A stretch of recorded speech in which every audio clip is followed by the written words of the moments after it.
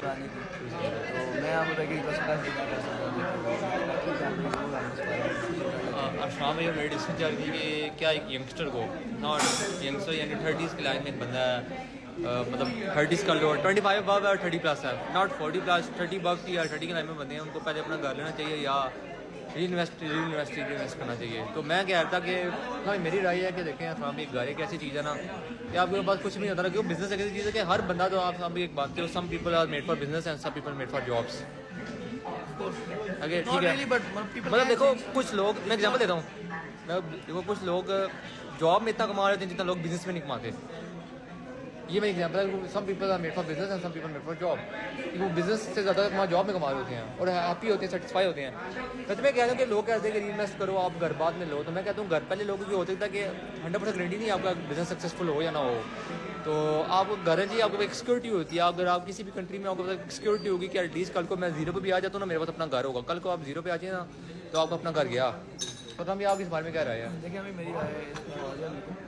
तो देखिए दो चीज़ें हैं अभी, जो आप बात करें कि लोग कहते हैं कि घर बात में लो और यहाँ इन्वेस्ट करो, मोस्ट ऑफ द टाइम लोग उनके लिए कह रहे हैं कि लोग डेली वेजेस या मंथली वेजेस आप कह सकते हैं। जैसे लोग जो बिजनेस नहीं कर रहे होते वो जॉब्स वगैरह से सर्टन कमा रहे होते हैं, तो उन लोगों के लिए कुछ सिनेरियोज में डेफिनेटली ये बात जो है वो सच है कि उनको पहले वैल्यू मिलनी चाहिए। पाकिस्तान में नहीं, वो तो डेफिनेटली पाकिस्तान में तो ये सिचुएशन बेसिकली अप्लाई नहीं, आप सिचुएशन आप ओवरऑल सिचुएशन में बातें ना इन पाकिस्तान, आप एक ओवरऑल तो अगर सिचुएशन हम में वर्ल्ड वाइड देखें तो मेरी अपने एक फ्रेंड से बात हो रही थी।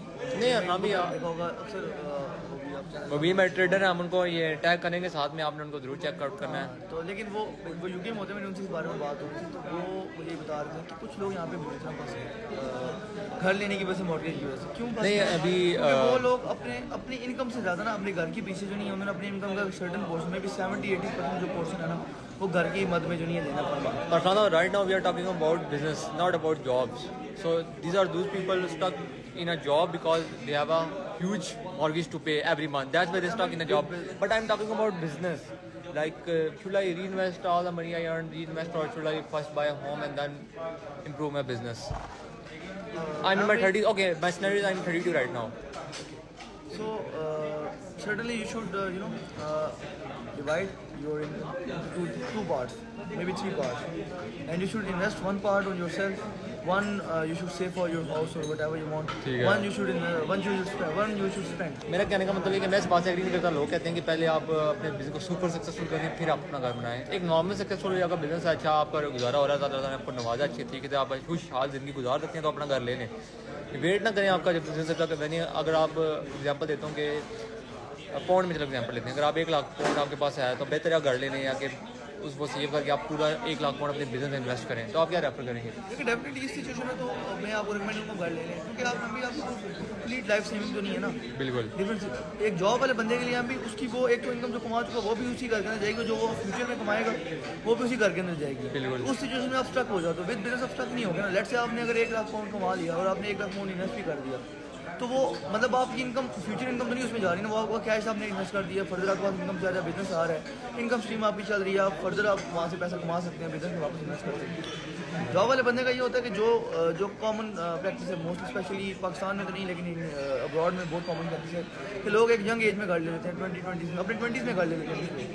उस सिचुएशन में वो फिर जिस लेवल पे वो घर लेते हैं वहाँ पे वो एक काइंड ऑफ स्टक हो जाते हैं, क्योंकि वो ना उससे ग्रो कर सकते हैं और ना उससे बैक ऑफ कर सकते हैं और कुछ और सोच सकते हैं।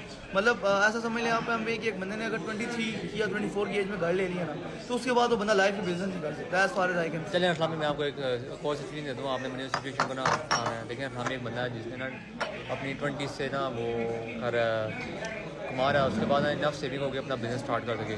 ठीक है, तो बिजनेस स्टार्ट किया, उसमें से कुछ 5 साल लगे उसको इतने पैसे कमाने में कि वो अपना घर ले सके। तो क्या चाहिए उसको? पहले जॉब से वो बिजनेस शिफ्ट हुआ है, क्या चाहिए कि लेकिन सुपर सक्सेसफुल नहीं है, नॉर्मल बिजनेस चाह रहा है उसका। तो क्या वो नॉर्मल बिजनेस को और कामयाब करने के लिए वो सारे इन्वेस्ट करे उस बिजनेस के अंदर या अपना घर ले ले? देखो अभी आपने एक सेइंग सुनी होगी, never put all your eggs in one basket. बिल्कुल।